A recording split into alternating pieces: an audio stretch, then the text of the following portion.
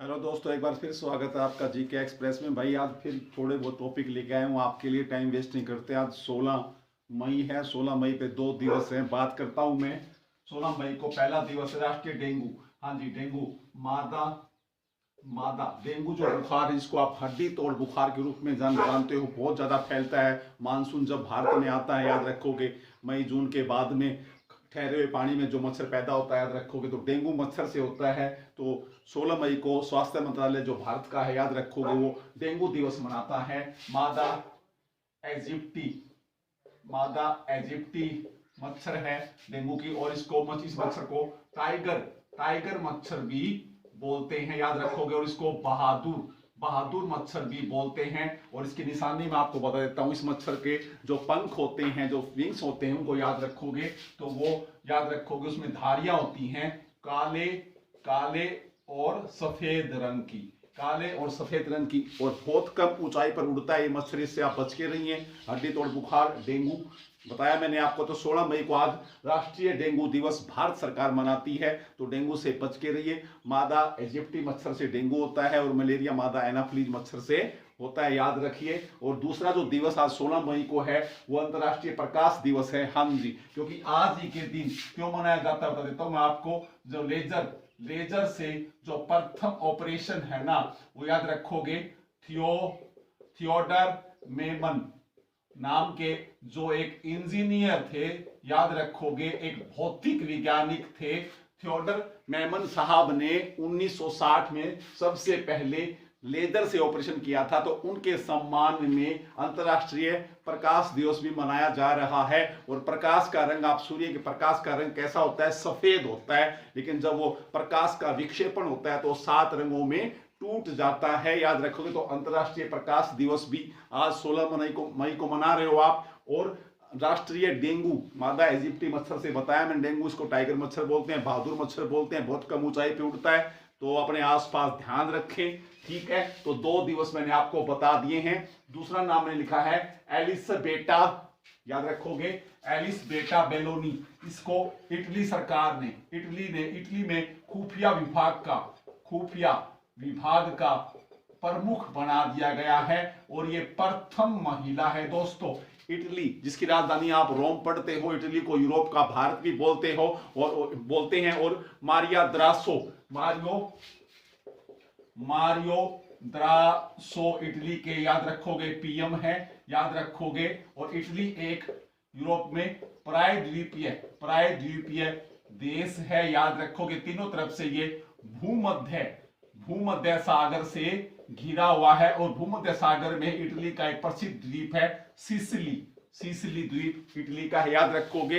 ये आने चाहिए क्वेश्चन, आपको ये आने चाहिए। और इटली को यूरोप का भारत भी बोलते हैं, याद रखोगे। 7 करोड़ एकड़ के लगभग उपजाऊ जमीन है इटली के पास। वहां पर मक्का चावल सब कुछ होता है भाई, सीधी सी बात है। और इटली एकमात्र खनिज का क्या करता है? निर्यात भी करता है। और इटली पारा मरकरी का निर्यात करता है। और इटली की राजधानी जो रोम है, वो ट्राइब्स नदी के किनारे पे है। और दूसरी जो नदी है इटली की, वो पो। और मैंने कितना बता दिया। फर्स्ट क्वेश्चन लेके आया था आपके लिए, क्या है? एलिसबेटा बेलोनी इटली की पहली खुफिया विभाग की प्रमुख बना दी गई है, जो इंटेलिजेंस सर्विसेज होती हैं। और ये अपनी सीधी रिपोर्ट इटली के प्रधानमंत्री मारिया द्रासो को देगी। तो आपसे पूछा जाए, किस देश ने अपनी खुफिया एजेंसी की प्रथम महिला को, इटली की प्रथम महिला है जिसको इस पद पर नियुक्त किया गया, तो इटली की खुफिया विभाग की प्रमुख बना दी गई है। जासूसी विभाग की प्रमुख कौन है? एलिसाबेटा, याद रखोगे, बेलोनी। इटली की राजधानी मैंने रोम बताई है, याद रखोगे, ठीक बात है। और रोम ट्राइब्स नदी के किनारे पर, जिसे पवित्र रोम पोप की नगरी है। और इटली क्या है? पारे का निर्यात करता है। और इटली में दूसरी मैंने जो नदी बताई वो पो बताई है। तो मैं क्वेश्चन को कभी वन लाइनर नहीं करता, ताकि आपके सामने इटली आया तो आपको इटली के बहुत सारे क्वेश्चन मैंने आपको देने की कोशिश की है। वन लाइनर से आपका काम नहीं चलने वाला। मत पढ़िए, डिटेल पढ़िए, आप सीधी सी बात है।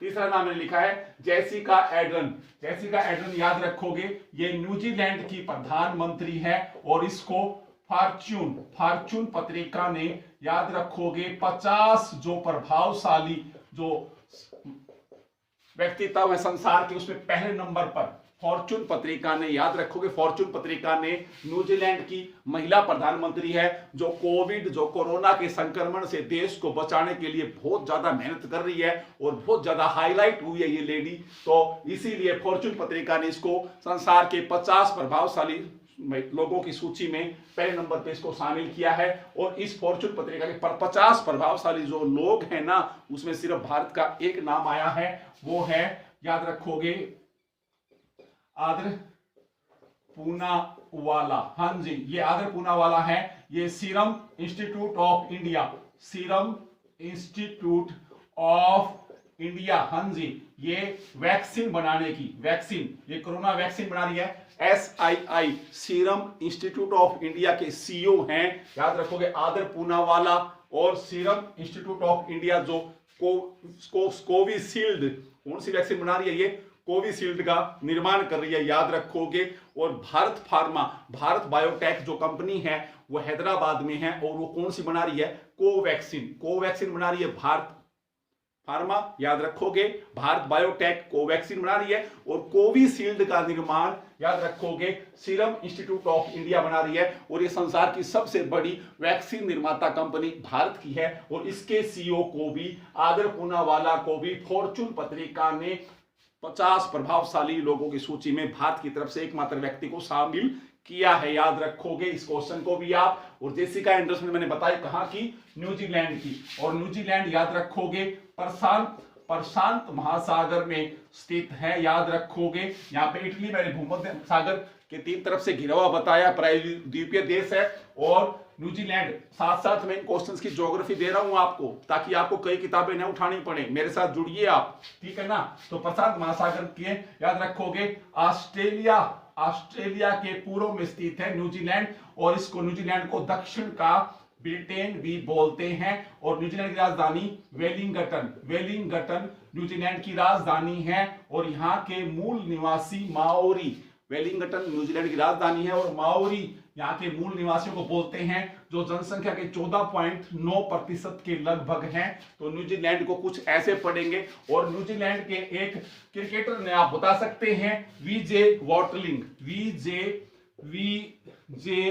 वॉटलिंग है ये न्यूजीलैंड के, याद रखोगे, विकेट कीपर भी रहे हैं और बल्लेबाज भी रहे, इन्होंने रिटायरमेंट भी ले लिया। तो कुछ ऐसी तैयारी आपकी मुझे चाहिए। 4th क्वेश्चन की तरफ बढ़ता हूं। मैंने लिखा है कोविड-19 पहल। हाँ जी, कोविड-19 पहल के लिए बहुत सारे काम हो रहे हैं। पहला काम, दिल्ली नगर जो निगम है ना, नगर पालिका जो है ना, न्यू दिल्ली, याद रखोगे, नगर पालिका जो काउंसिल है ना, उसने प्रोग्राम चलाया है नेत्रा कार्यक्रम। दिल्ली के नगर निगम परिषद ने चलाया है नेत्रा, कोविड रोगियों की सहायता के लिए, कोविड के रोगियों की सहायता के लिए। तो ये दिल्ली का क्वेश्चन आ गया एक। फिर चलते हैं हम असम राज्य ने जो ट्रांसजेंडर हैं उनके उपचार के लिए, ट्रांसजेंडरों के उपचार के लिए, उनके टीकाकरण के लिए,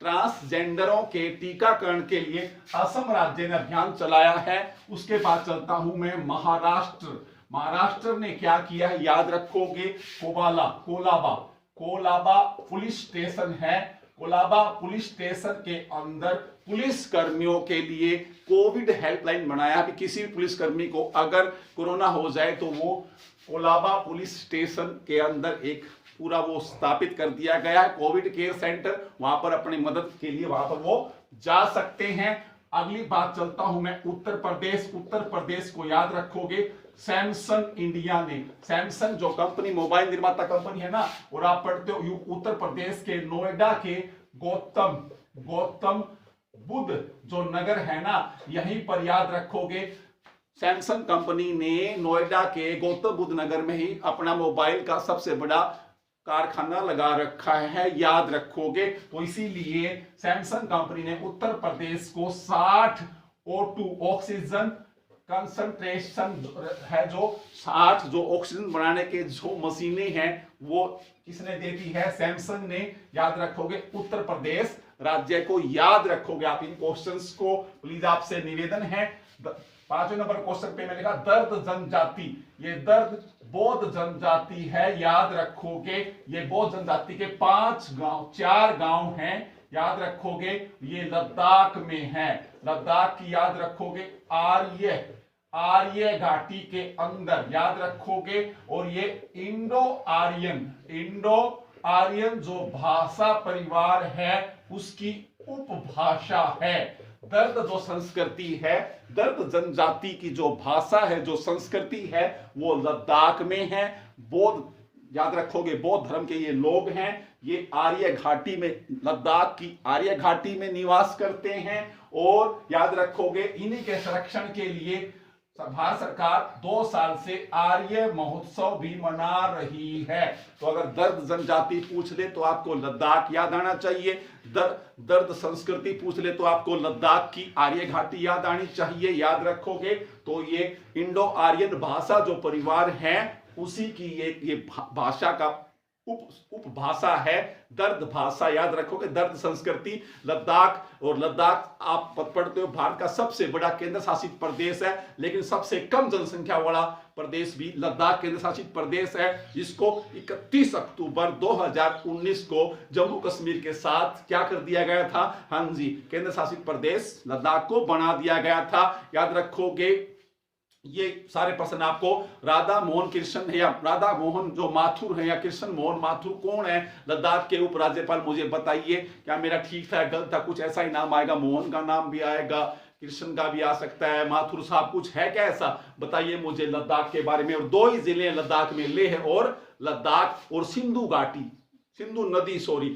नदी भारत में प्रमुख रूप से सिर्फ लद्दाख में ही बहती है, सिंधु नदी, लद्दाख। तो बहुत सारे क्वेश्चन दे दिए हैं। दर्द संस्कृति पूछे तो लद्दाख में है। और शेष क्वेश्चन की तरफ जो भी है, अजंता नियोग, मैंने लिखा कि अजंता नियोग को पहला वित्त मंत्री नियुक्त कर दिया गया है असम राज्य का। हाँ जी, असम राज्य का हेमंत बिस्वा जो शर्मा है, जो नए मुख्यमंत्री बने हैं असम के, अभी चुनाव हुए थे, तो वहां पर पहली महिला वित्त मंत्री, असम की पहली महिला वित्त मंत्री, याद रखो, अजंता नियोग को नियुक्त कर दिया गया है, याद रखोगे। और असम का क्वेश्चन मैंने यहां भी दिया है, ट्रांसजेंडरों के लिए टीकाकरण का कार्यक्रम शुरू कर दिया है असम राज्य ने। और यहीं पर मुझे क्वेश्चन फिर याद आ गया, जो भारत का उड़ीसा राज्य है उसने क्या कर दिया है, बिना किसी याद रखोगे पहचान पत्र के, कोई अगर आपके पास पहचान पत्र नहीं है, कोई भी आइडेंटिटी प्रूफ आपके पास नहीं है, आधार कार्ड, राशन कार्ड कुछ भी नहीं है, तो उसके बगैर भी आप कोविड-19 का टीका लगवा सकते हो। चलो जी, फिर चलते हैं 6 पे, वैश्विक कोवैक्स गठबंधन। हाँ जी, इसमें भारत का पहला राज्य पंजाब है। वैश्विक कोवैक्स गठबंधन में शामिल होने वाला भारत का प्रथम राज्य पंजाब है, याद रखोगे। तो याद रखोगे, वैश्विक कोवैक्स जो गठबंधन है पूरे संसार का कोविड को नियंत्रित करने के लिए, उसके अंदर शामिल होने वाला भारत का प्रथम राज्य कौन सा बन गया है? पंजाब बन गया है जी, याद रखोगे। और पंजाब में कल मैंने आपको बताया था, पंजाब में मैंने आपको मलेरकोटला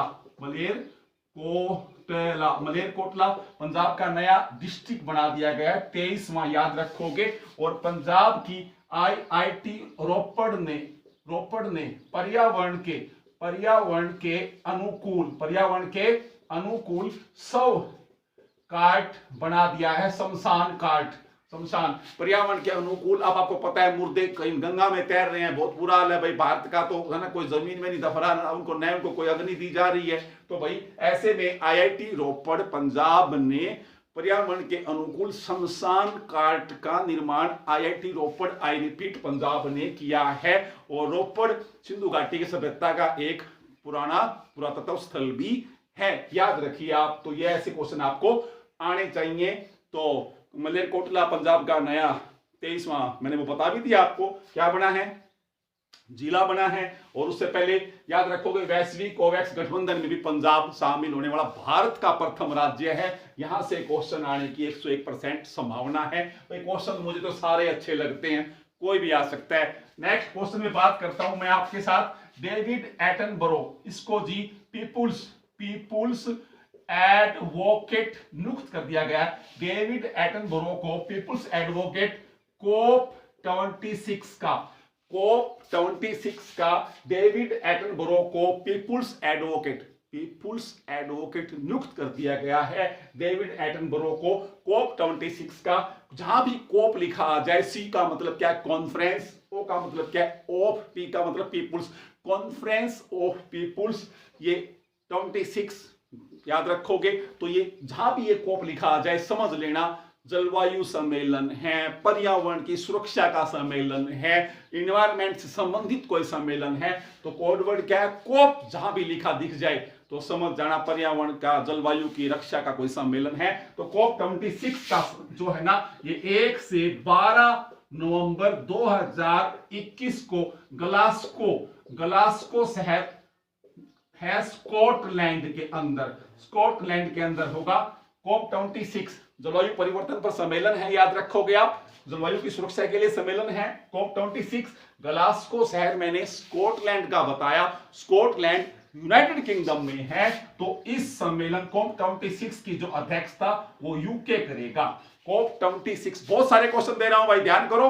कोप 26 का आयोजन ग्लासगो शहर स्कॉटलैंड में किया जाएगा 1 से 12 नवंबर 2021। अपकमिंग आगे तक का बता रहा हूं आपको मैं आज, ठीक है ना। और याद रखोगे इस कोप 26 की अध्यक्षता यूके करेगा। यूके मतलब यूनाइटेड किंगडम में इंग्लैंड भी है, स्कॉटलैंड भी है, याद रखोगे आप। हाँ जी, क्वेश्चन आने चाहिए आपको, ठीक है ना। तो कुछ ऐसा पढ़ोगे आप, ठीक है। वेल्स भी है, तो इस सब से मिलकर बनता है यूनाइटेड किंगडम। तो ये क्वेश्चन बड़ा ही इंपॉर्टेंट है आपके लिए, प्लीज आपसे निवेदन है। और यहीं पर अंतरराष्ट्रीय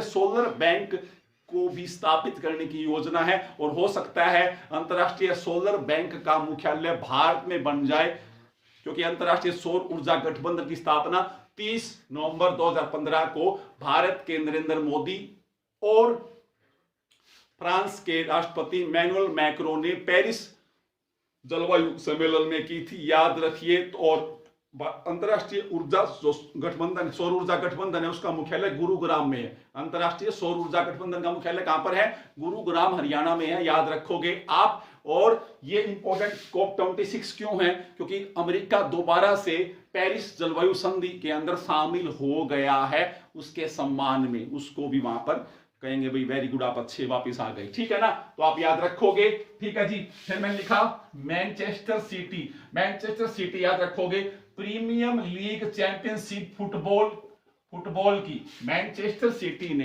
premiere League championship 2020-21 premium league championship football की 2020-21 मैनचेस्टर सिटी ने जीत लिए। फुटबॉल का क्वेश्चन था। तो साथियों ये बहुत सारे क्वेश्चन मैंने आपको बताने की कोशिश की है, उम्मीद आपको पसंद आ गए होंगे। ज्यादा लंबा वीडियो नहीं बनाऊंगा। आप कभी ये मत सोचे कि एक क्वेश्चन लेके अजय भाई आता है तो उसके बारे में तो आपको नेट पर 50 तरह के मैं देखता रहता हूं, लोगों को नॉलेज है नहीं, आधे अधूरे क्वेश्चन बना के फेंक रहे हैं। और आप आधा अधूरा पढ़ने के बजाय तो मत पढ़िए, जहां आपको अच्छा मिले तो उसको आप टच करें, उसको आप आगे लेके आए, वैसे ही पढ़े भाई। मेरा तो मेथड ये है, तो आप ऐसे पढ़ोगे। उम्मीद आपको समझ में आया होगा। बस और क्या कहूं, जान है तो जहान है, वरना किस्सा तमाम है। अपने आप को सुरक्षित रखिए। मिलता हूं नेक्स्ट वीडियो में। चैनल को लाइक सब्सक्राइब करें। जो क्वेश्चन पूछा जाता है उसका आंसर भी दीजिए, रिस्पॉन्स दिया करो। अभी हम जीवित हैं। जय हिंद।